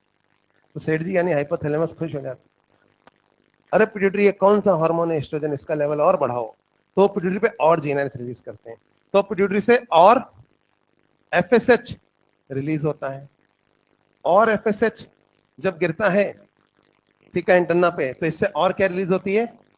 एस्ट्रोजन। और एस्ट्रोजन हाइपोथैलेमस को और खुश करता है, तो हाइपोथैलेमस को और बढ़ाओ। तो पिट्यूटरी और एफएसएच और एफएसएच और एस्ट्रोजन और एस्ट्रोजन, तो कहता और बढ़ाओ बढ़ाओ बढ़ाते जाओ। तो हर गुजरते दिन के साथ यहाँ ब्लड में कौन से हार्मोन का लेवल बढ़ रहा है? एस्ट्रोजन। ये जो एस्ट्रोजन का लेवल बढ़ रहा है ना, इस एस्ट्रोजन के रिसेप्टर्स एंडोमेट्रियम पे पाए जाते हैं, ये याद रखना आपको। जब एस्ट्रोजन ब्लड में रिलीज होकर एंडोमेट्रियम पे पहुंचता है तो ये एंडोमेट्रियम में प्रोलिफरेशन करवाता है। प्रोलिफरेशन मतलब सेल डिवीजन, और एक एडिशनल लेयर ऑफ एंडोमेट्रियम यहां बनने लगती है। ये जो एडिशनल लेयर ऑफ एंडोमेट्रियम यहां बन रही है ना, इसका नाम है डेसिडुआ। तो हर गुजरते दिन के साथ ब्लड में एस्ट्रोजन का लेवल बढ़ रहा है, और बढ़ता हुआ एस्ट्रोजन का लेवल, हर गुजरते दिन के साथ एस्ट्रोजन का लेवल बढ़ रहा है ना, वो ब्लड में एक वो क्या कर रहा है? वो यूट्रस में प्रोलिफरेशन करा रहा है और एक एडिशनल लेयर ऑफ एंडोमेट्रियम बनवा रहा है जिसे कहा जाता है डेसिडुआ। और एस्ट्रोजन का लेवल बढ़ रहा है, इधर देखो। हाइपोथैलेमस खुश होकर पिट्यूटरी कहता और बढ़ाओ, तो पिट्यूटरी कहता और एफएसएच और एफएसएच और एस्ट्रोजन। इतना ज्यादा हो गया एस्ट्रोजन का लेवल कि 11th डे हम कह सकते हैं एक्सेस एस्ट्रोजन हो गया। अब थीका इंटरना जो है वो मैनेजर को कह रही है, अरे मुनीम जी ये सेठ जी तो बावड़े हो गए दिखे, ये और बढ़ाओ, बढ़ाते जाओ, ये कर रहे हैं, तो आप कुछ करो। तो पिट्यूटरी कहता है मैं कुछ करता हूँ। तो 11th डे क्या होता है, जब हाइपोथैलेमस ईस्ट्रोजन हाइपोथैलेमस को पॉजिटिव फीडबैक देता है, ऊपर तो अभी भी दे रहा है, तो हाइपोथैलेमस खुश होकर पिट्यूटरी कहता है और बढ़ाओ, तो पिट्यूटरी कहता है हाँ सेठ जी बढ़ाता हूँ, लेकिन एफएसएच की जगह अब जो पल्स या थ्रस्ट आ रही है ना, वो एक नए हार्मोन के लिए निकाल देता है ये, और वो है एलएच। तो क्योंकि एक्चुअली इतना ज्यादा एक्सेस ईस्ट्रोजन हाइपोथैलेमस को तो अभी भी पॉजिटिव फीडबैक दे रहा है, लेकिन पिट्यूटरी को क्या देने लगता है ये, नेगेटिव फीडबैक। तो 11th डे ये एक्सेस ईस्ट्रोजन पिट्यूटरी को नेगेटिव दे रहा है, पर ऊपर क्या दे रहा है, अभी भी ऊपर अभी भी पॉजिटिव दे रहा है फर्स्ट डे से, और 23rd डे तक ये पॉजिटिव ही देता रहेगा। तो ये कहता है और बढ़ाओ, तो कहता है हाँ सेठ जी बढ़ाता हूं, लेकिन एफएसएच की जगह एक नया हार्मोन, कौन सा हार्मोन, एलएच। तो अभी क्या होता है कि पिट्यूटरी से एक नया हार्मोन निकलता है एलएच, और ये हार्मोन भी ग्राफिन फॉलिकल पर ही गिरता है, ये हार्मोन भी ग्राफिन फॉलिकल पर ही गिर रहा है, और ये ग्राफिन फॉलिकल के अंदर प्रेशर को इंक्रीज कर रहा है एंट्रम के, जिसकी वजह से क्या होगा, ओव्यूलेशन।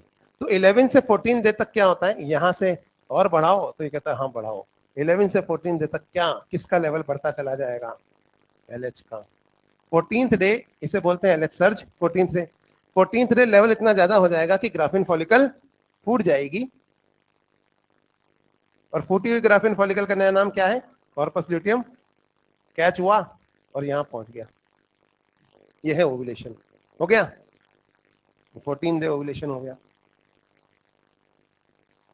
अब एलएच गिर रहा है फूटी हुई ग्राफिन फॉलिकल यानी के कॉर्पस ल्यूटियम पे, और जब तक एलएच कॉर्पस ल्यूटियम पे गिरता रहेगा तब तक कॉर्पस ल्यूटियम जिंदा रहेगी, और क्या सिक्रीट करेगी, प्रोजेस्टेरॉन। तो 14th डे से एलएच कॉर्पस ल्यूटियम पे गिरा, और 14th डे ब्लड में एक नया हार्मोन आया जिसका नाम था प्रोजेस्टेरॉन। जैसे ही प्रोजेस्टेरॉन ब्लड में आया, ये भी जाके हाइपोथैलेमस यानी सेठ जी से टकराया 14th डे। सेठ जी को पसंद नहीं आया, अरे ये कौन है यार, कौन आ गया है 14th डे। तो इन्होंने पिट्यूटरी को बुलाया, मैं पिट्यूटरी मैं तुम्हारे ऊपर जेनआरएच इसलिए गिराता हूं कि तुम और एफएसएच रिलीज करो ताकि मेरे पास और ईस्ट्रोजन आए। ये तुमने किसे भेज दिया प्रोजेस्टेरॉन को, ये कौन है। तो पिट्यूटरी समझाता है सेठ जी को, यानी सेठ जी वो जो एग था ना ओवेरी में, तो हाँ क्या हुआ, भाग गया ओवेरी छोड़। अरे ओवेरी तो बड़ी बदनामी हुई, कहाँ भाग गया, तो भाग गया ओवेरी छोड़ के। बोला अच्छा कहाँ गया, एम्पुला में छुपा हुआ है, और आज स्पर्म आएगा उससे मिलने और फर्टिलाइजेशन होगा, और बाद में जो है दोनों एम्पुला से यहाँ आएंगे, इधर फंडस में यहाँ पे इम्प्लांटेशन होगा। अब एम्पुला लौट के नहीं जाएंगे, और यहाँ आके इम्प्लांटेशन हो जाएगा और प्रेगनेंसी होगी। बोला अच्छा इतनी बात होगी, हमें पता ही नहीं। तो बोला और क्या, आपको क्या लग रहा है कि ये ईस्ट्रोजन जो है वो डेसिडुआ क्यों बना रहा है। बोला हाँ वो ईस्ट्रोजन दिन रात डेसिडुआ पूरे। बोला अरे पूरे शरीर में प्रेगनेंसी की तैयारी हो रही है, क्योंकि इम्प्लांटेशन यही तो होगा आगने के बाद, अंडा भाग चुका है, स्पर्म आने वाला है, ईस्ट्रोजन यहाँ डेसिडुआ बना रहा है और आपको पता ही नहीं है। बोला अच्छा इतनी बात हो गई। तो बोले तो ये कौन है भाई प्रोजेस्टेरॉन, ये कौन है तुमने मेरे पास भेजा है।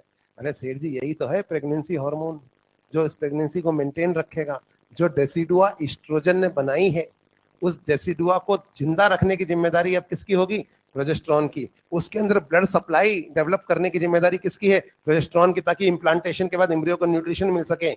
उस डेसिडुआ को इम्प्लांटेशन के लिए चिपचिपा बनाएगा यही प्रोजेस्टेरॉन, और मायोमेट्रियम में कॉन्ट्रैक्शनों को रोक के रखेगा ताकि इम्प्लांटेशन कहीं छूट ना जाए, अबॉर्शन ना हो जाए, प्रोजेस्टेरॉन। तो ये सब प्रोजेस्टेरॉन करेगा, essential for maintenance of pregnancy, इसलिए इसको कहा जाता है प्रेगनेंसी हार्मोन, इसलिए तो आया है ये ब्लड में। तो बोला अच्छा ऐसी बात है इसलिए आया ब्लड में, तो बढ़ाओ इसका लेवल भी बढ़ाओ।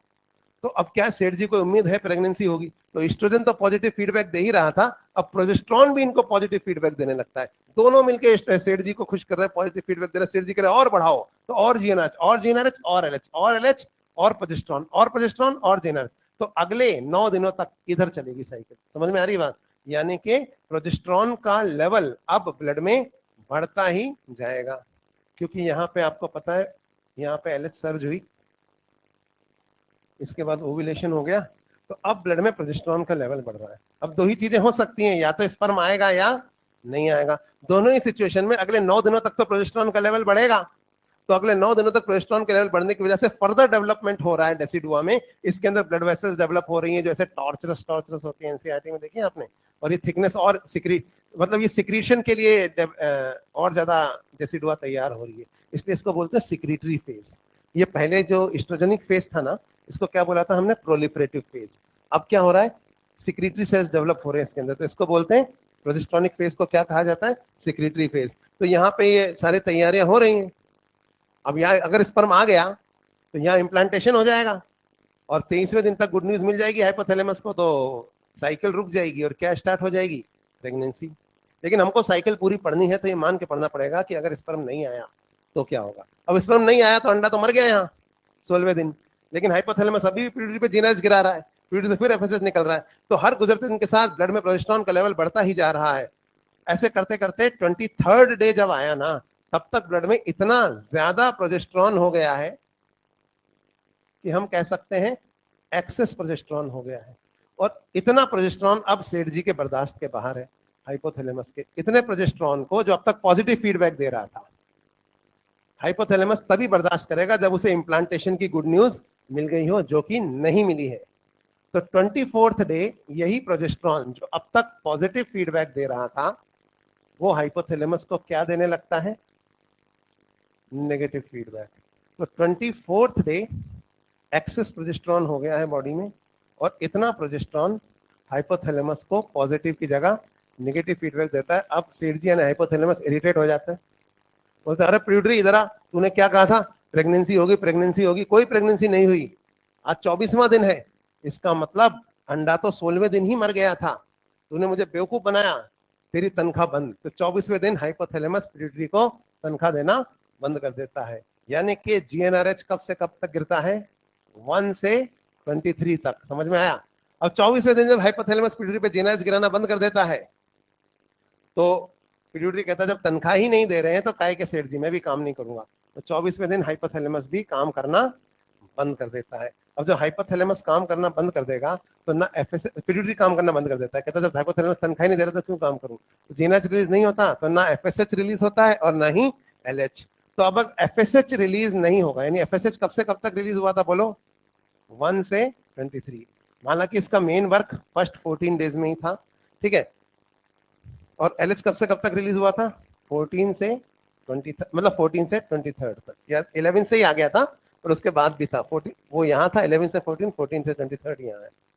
तो अब जब ये एफएसएच गिरना बंद हो जाता है तो एस्ट्रोजन का लेवल गिरने लगता है। लेकिन ज्यादा इंपॉर्टेंट बात यह है कि एलएच भी गिरना बंद हो गया है, और एलएच के गिरना बंद हो जाने की वजह से कॉर्पस ल्यूटियम अब मरने लगती है, जिसकी वजह से अब ब्लड में प्रोजेस्टेरॉन का लेवल गिरने लगेगा। अब सारी तैयारियां उजाड़ी जा रही हैं, क्योंकि इस साइकिल में प्रेगनेंसी नहीं हुई, तो कॉर्पस ल्यूटियम मरने लगती है, ब्लड में प्रोजेस्टेरॉन का लेवल गिरने लगता है, और 28वें दिन कॉर्पस ल्यूटियम किस में बदल जाती है, कॉर्पस एल्बिकेंस में। इधर प्रोजेस्टेरॉन के दम पे ही जिंदा थी कौन, ये डेसिडुआ।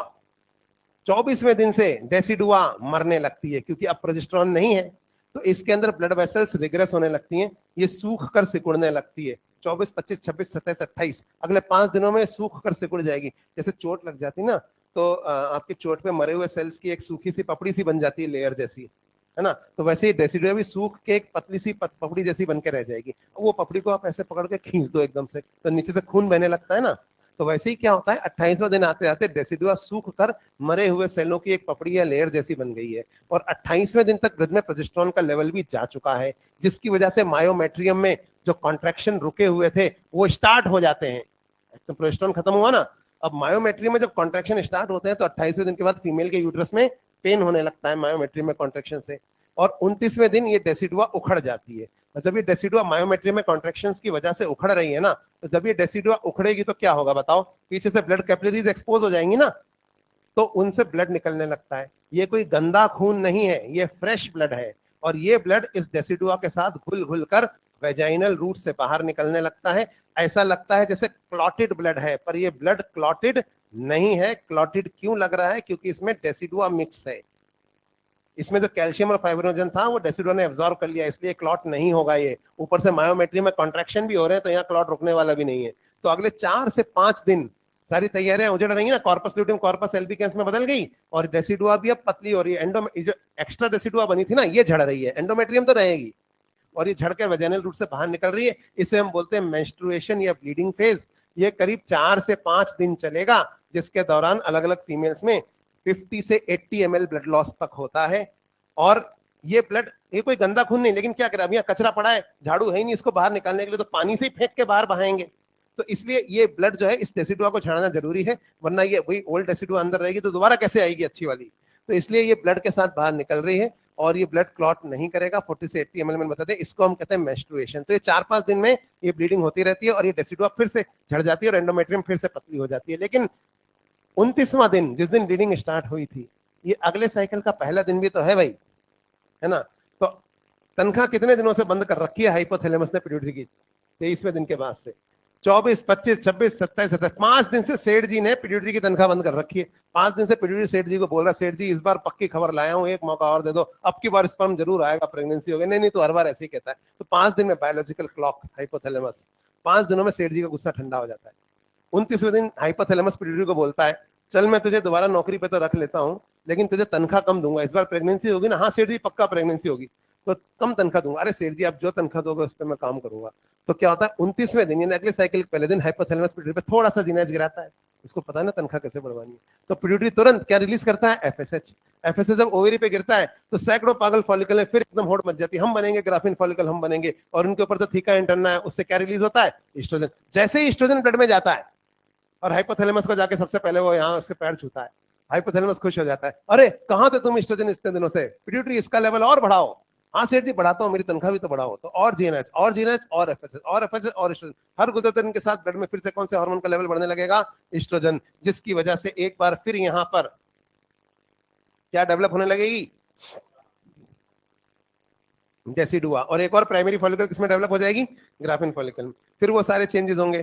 फिर 14वें दिन लेवल इतना ज्यादा हो जाएगा कि ऊपर तो पॉजिटिव दे रहा है 11वें दिन, लेकिन यहाँ पर नेगेटिव। तो जब ये ऊपर पॉजिटिव देगा तो एफएसएस की जगह LH. 14 day LH surge, ovulation, sperm नहीं आया, अंडा मर गया, लेकिन 9 दिन तक वही चलता रहा, फिर उसके बाद फिर तनख्वाह बंद। तो इस तरह से साइकिल बार बार चलती है। बात समझ में आई? तो मुझे बताओ, समझ में आ गई नहीं आ गई? तो बताओ फिर डेसिडुआ को डेसिडुआ क्यों कहते हैं?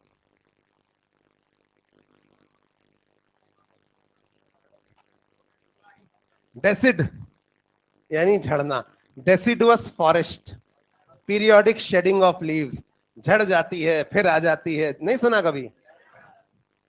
पीरियोडिक शेडिंग ऑफ लीव्स, तो ये पीरियोडिक शेडिंग ही तो हो रही है। समझ में आई बात? तो fall in the concentration of which hormone causes bleeding at the end of the menstrual cycle? Progesterone. बात समझ में आई?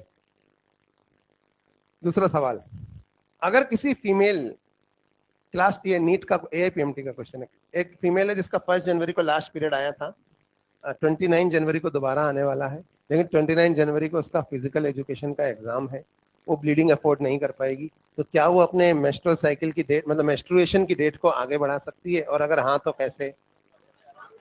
प्रोजेस्टेरोन की गोली खा के। प्रोजेस्टेरोन की गोली क्या होती है? ओसीपिल। ओसीपिल में होता है प्रोजेस्टेरोन, बताऊंगा बाद में। किस दिन से खाएगी? 24th डे से। जब से नेचुरल प्रोजेस्टेरोन गिरने लगेगा तब से रोज खाती रहेगी, तो प्रोजेस्टेरोन का लेवल नहीं गिरेगा, तो ब्लीडिंग नहीं होगी। अब ब्लीडिंग कब होगी? जब भी गोली खाना छोड़ेगी उसके 4-5 दिन बाद। नहीं आई बात समझ में? सारी साइकिल्स आगे शिफ्ट हो गई ना। तो और भी हैं चीजें। तो एक तो ये हो गया, ये जो फेज है ना आपका इधर वाला, इसको हम क्या बोलते हैं? Pre ovulatory. इसको क्या बोलते हैं? Post ovulatory. इसको क्या बोलते हैं? ईस्ट्रोजेनिक। इसको क्या बोलते हैं? प्रोजेस्ट्रॉनिक। इसको क्या बोलते हैं? प्रोलिफरेटिव। और इसको क्या बोलते हैं? सिक्रीटरी। इसको क्या बोलते हैं? Follicular phase.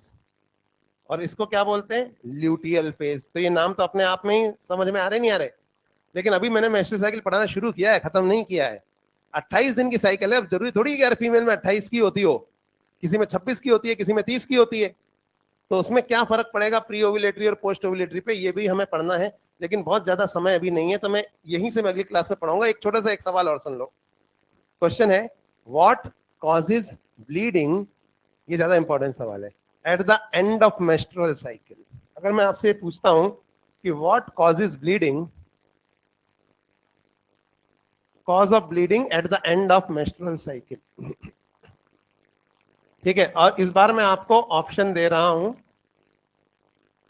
चारों के चारों सेम। पहला, लो लेवल ऑफ प्रोजेस्टेरॉन। दूसरा है failure of further rise in progesterone concentration after 23rd day. तीसरा है विड्रॉल ऑफ प्रोजेस्टेरॉन। और चौथा है एब्सेंस ऑफ प्रोजेस्टेरॉन। अब मैंने चारों ऑप्शन में इस बार क्या किया है, प्रोजेस्टेरॉन ही दे दिया है। अब आप बताओ ब्लीडिंग क्यों होती है साइकिल के एंड में? कितने लोग कहते हैं फर्स्ट, कितने कहते हैं सेकंड, कितने कहते हैं थर्ड, कितने कहते हैं फोर्थ? आंसर पता है क्या है? आंसर है थर्ड।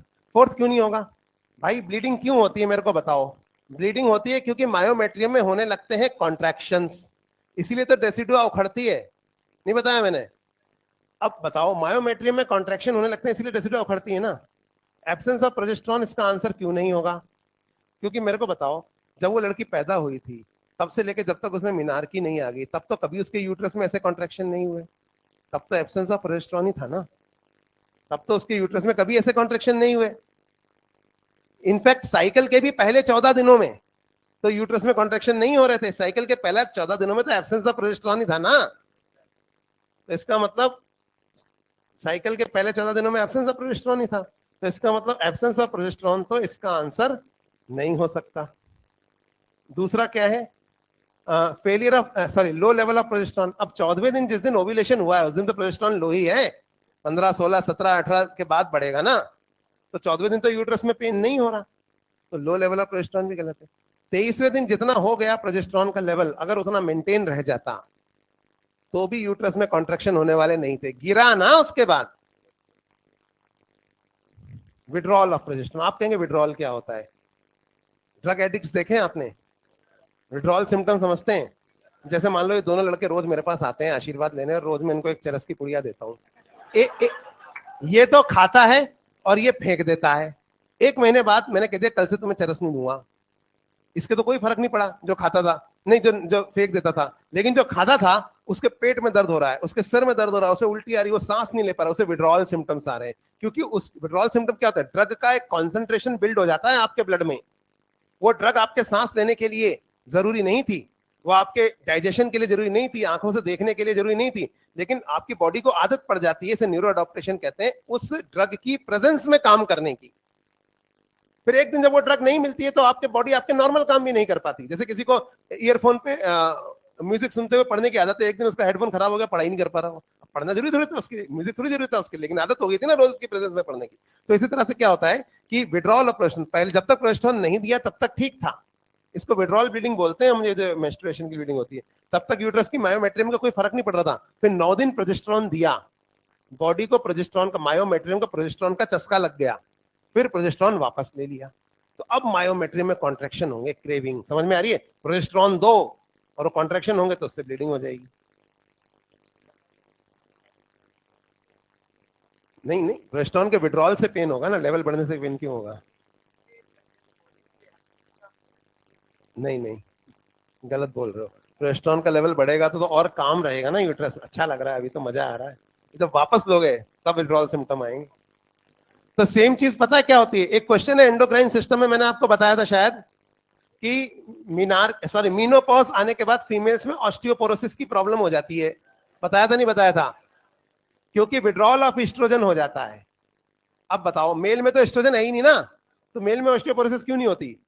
क्योंकि उनके अंदर कोई विड्रॉल नहीं। एक्चुअली एस्ट्रोजन थोड़ी जरूरी होता है बोन्स पे कैल्शियम जमा करने के लिए।